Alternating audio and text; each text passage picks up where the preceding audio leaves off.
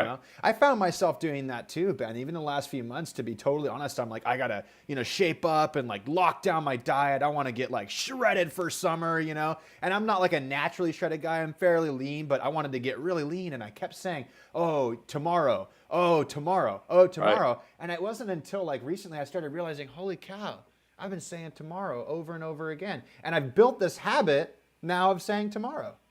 Right? It's like, oh, Yep. tomorrow I'll make a good decision. And then I wake up the next morning and say, oh, tomorrow I'll make another good decision. It's not like Right. I'm eating like a pig all the time, but there's definitely some things I can improve on. Sure. So I'm trying to get my mind wrapped around right now, the decision you're making right now. And then also what's helping me is to think about, if I'm picking up something that I know isn't going to help me get to my goal, I just ask myself that simple question. Is this getting me further away from my goal or closer to my goal? Yeah, I mean, you were on the forum when I talked about sitting and watching a movie with my kids, and I put my hand into the potato chip bag that he was eating, and I thought, is it worth the potato chips to move away from my goal, to ruin my picture for that day? Was it worth it? And then my hand came out of the potato chip bag empty. And and you can make those decisions even in the moment, if you can consciously turn your brain on to say, is this decision taking me closer to or farther away from my goal? And like I said, just focus on getting it right more than half the time. I mean, obviously you want to get it right as often. 51%. Yeah, you want to get it as right often as possible, but just more than you do the wrong thing. Yeah, yeah. Because I mean, the fact of the matter is, chances are you're probably doing 75% of the wrong thing now. So just moving the 25% in the other direction is going to be huge. Yeah. I like that metabolic morning starter. I got to think about that. I started doing something too with my days because I find myself getting really busy. I can't practice some of the skill work I used to practice. So I have a thing on my computer that every hour it tells me to take a break, a 3-minute break, Yep. and I go do my handstands for 3 minutes. And so I'll do that 3-4 times a day, end up getting myself 10 to 15 minutes of pure handstand practice, which is something that I just plain and simple don't have time to do anywhere else. Plus, blood flow to the brain. Gotta love that when you're needing some mental energy too, right? Yeah. So start off your morning with a 3-minute handstand, bro. I Just might. roll out of bed, roll off the end, and just stand up on your hands, And and just you'll be good to go. go and hold it for 3 minutes, right? Yeah. Just go for it. So let's fast forward, Ben. We've been talking about like the process that you went through. I don't think there's a need to give too many specifics. I feel like, my listeners know what they should be doing. I think that the whole concept of this process-driven goal is just brilliant. What have you learned now that it's been, what has it been, like 4 or 5 months now? Yeah. I mean, it's been it's almost 7 now. Yeah. Oh, wow. Um, What have you learned to keep you consistent? Because that's like the real thing to me. As I see people, maybe they take some good action steps for a short period of time, and then what happens? They make a bad decision. It snowballs, like you said. They end up just cashing out the rest of their year. So, what have you learned that's going to help you stay consistent? What have you learned that maybe you're helping others to learn to stay consistent with? well, I think for me, it's always being accountable to somebody. Even if Yeah. it's just yourself. I mean, for me, I've never. I, you give me a hard time when we talk about how hard I am on myself about things. I'm pretty hard on myself in general, but being accountable to somebody, and kind of, for me, it's a lot of times it's always having a deadline. Right. What I really liked about the adventure races in particular was that if you schedule one every 3 months, there's a deadline. You need to be ready to do that race every 3 months. Vacations, schedule things. One of my biggest success stories on my site, she lost 22 pounds in just a few months, and she scheduled a photo shoot. She scheduled the photo shoot when she started the program. Oh, that's brilliant. I like You know, that. so she had to be. She paid in advance and everything, and she had to be ready.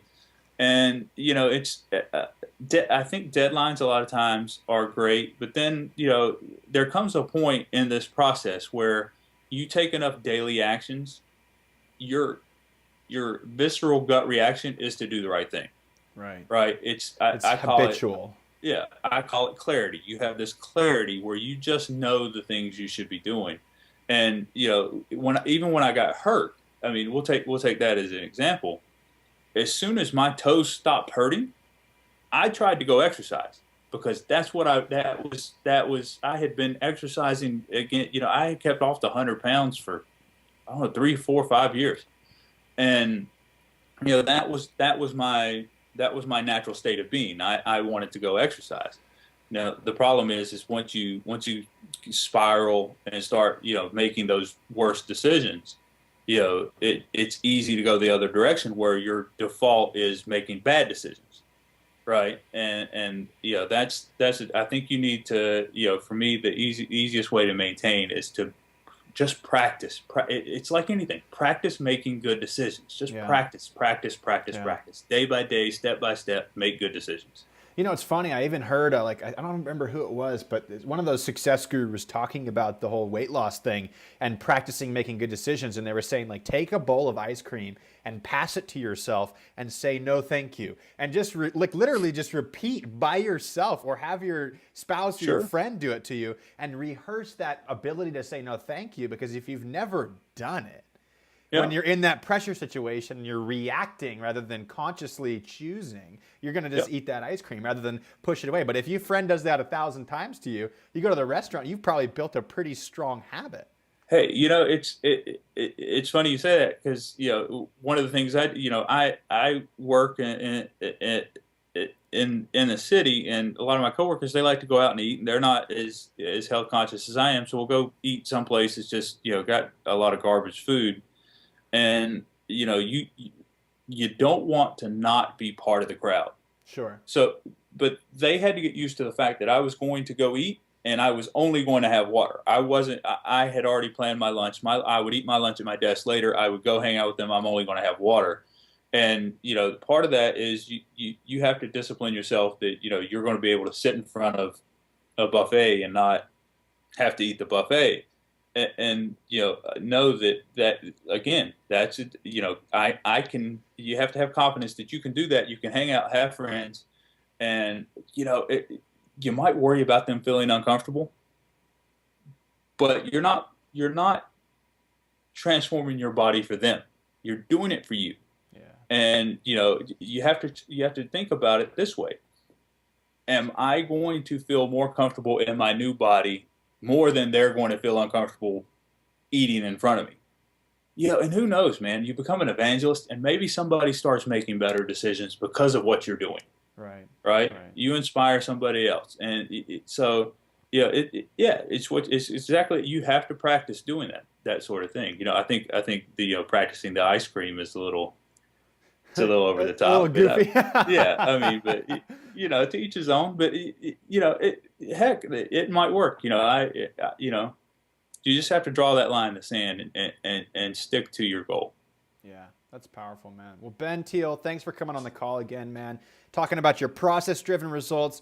I'm going to put a link to your new program below the show. So if you guys are interested in a system that uses this step-by-step process, so you don't have to read through 200 pages of an ebook only to scratch your head about what your goal is, check out Ben's new program, Metabolic Mayhem, with his HD technology, right? Is that what we're Yep. calling it? We're calling it high definition. Everything has been defined for you. That's awesome, man. So all I got to do is follow along step by step, and hopefully you guys can lose that third of a pound of fat per day every single day. So awesome job, Ben. Thanks so much for getting on the call again, man. I really appreciate your time. Thank you, Tyler.